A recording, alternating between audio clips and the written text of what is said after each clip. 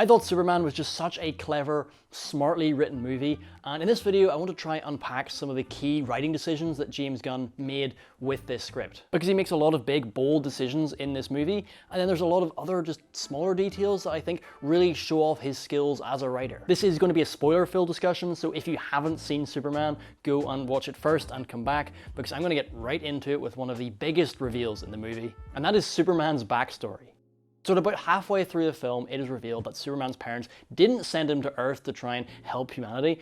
No, they sent him to rule over it. It's something that's so different and shocking that Gunn has pretty much every character in the next 3 scenes verify that it's true. And you can understand why he's done that, because it feels like such a big departure from the classic Superman story. And I absolutely love the fact that the movie doubles down on it being real. Because they could have made it a hoax, they could have made it something Lex had made up, and plot-wise, it still would have functioned the same way. It would have had everyone turn against Superman and sent the story in a whole different direction. But by making it real, it makes it so much more interesting because it changes Superman's whole perception of himself. I mean, the whole time he of course loves his adopted parents, but he's wondering about his real parents, where he really came from. And before the reveal, he believes he has a greater purpose on Earth, that his parents sent him there to benefit humanity. And suddenly when that is taken away from him, he's put in such an interesting position because his entire conception of himself is based on this bed of lies. And so it suddenly means that even though Superman was born ultra powerful, his character as a person wasn't predestined. In James Gunn's version, you could see a scenario where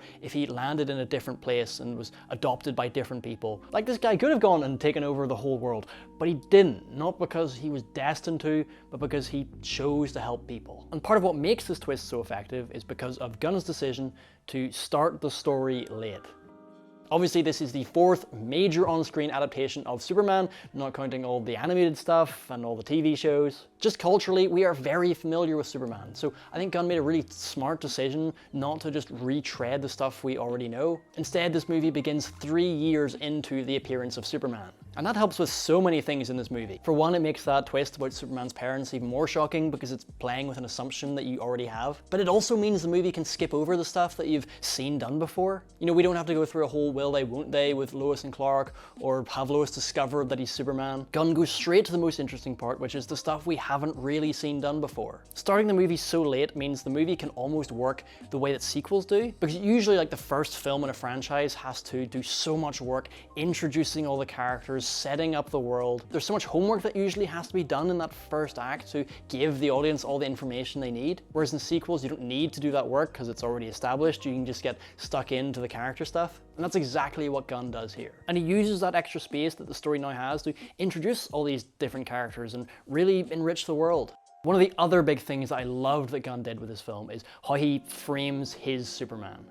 And to really underscore that, I need to compare and contrast it to Henry Cavill's Superman. See, in Man of Steel, I felt that they really emphasized Superman as an alien. In that movie, he certainly feels like he cares about humanity, but you always get the sense that he feels really disconnected from it. To Cavill, the entire world is made of cardboard and he's constantly having to compress himself to fit into it. And so to me, while I like that idea on paper, that interpretation ended up just feeling really cold. Whereas with the way Gunn writes Superman, he really emphasizes his humanity. He loves people, and he also has human flaws as well. I really loved how Gunn made him a little bit cocky. He does kind of buy into himself a little bit, obviously I'm going to do the right thing, I'm Superman. And that framing of Superman ends up working perfectly with the way he contrasts with Lex Luthor, because Lex believes he is this entirely self-made man, that he has built everything that he has. And so he sees Superman as this guy who hasn't had to work for any of his gifts, and that enrages him. I think the depiction of both characters in this movie are just such a great sign of James Gunn's strengths as a writer, because he knows to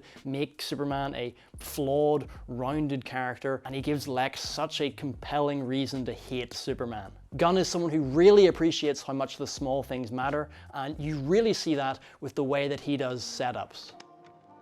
The sheer number of setups and payoffs that James Gunn has in this movie is just so impressive to me. And setups are a really difficult thing to do, because as an audience member, if you see something being set up, it makes it all feel a little bit artificial. You're like, oh, okay, they've clearly introduced that thing here so that they can pay it off in the third act. James Gunn is a great writer in the way that he conceals the setups, in that you don't realize that they're setting anything up until they're paid off. Maybe my favorite setup in the whole movie is with Jimmy. You get this one little shot of these women like giggling, waving at him, and you get, oh, okay, Jimmy's a bit of a womanizer, and it's played off as a bit of a gag. But then later in the movie, that becomes a pretty relevant plot point because Jimmy is seeing Lex Luthor's girlfriend. So you get that payoff, you get that surprise, but I'd never guessed that that gag at the beginning was a setup for that. Same with Eve, who's taking all these selfies in Lex Luthor's lair. And at first you think that's just a character choice and she's just really vain. But then those selfies end up becoming really relevant to the plot because she's captured all this stuff going on in the background. So many moments have these payoffs and you never notice that James Gunn was setting them up in the first place. Now, setups are a really great example of smart writing, but sometimes great writing isn't just being clever, it's about giving the audience something they didn't even know they wanted. And for me, that was Krypto. I feel like 99% of writers never would have included Krypto in a Superman movie, but James Gunn did, and I think it works so well. The dog is just an absolute menace, and in that way it helps unlock the whole tone of the movie. Obviously, this movie is pulling from the Silver Age of comics. It's a slightly more heightened depiction of Superman. And when you're pulling in Krypto the Superdog, there's no way you can have a dark and gritty version of that. Gunn introduces Krypto right at the start of this movie, and it really helps frame this as a much lighter story. And Krypto actually ends up being a really smart setup himself because that's how they introduced Supergirl. Krypto is her dog. Supergirl goes to the Fortress of Solitude to pick up her dog, and it actually ends up feeling like a really natural way to bring her character into this movie. I thought this was such an enjoyable, smart script. I'm really excited to see what comes out of DC next with James Gunn running the whole show. If you've made it this far, make sure to subscribe down below and let me know your thoughts on Superman in the comments.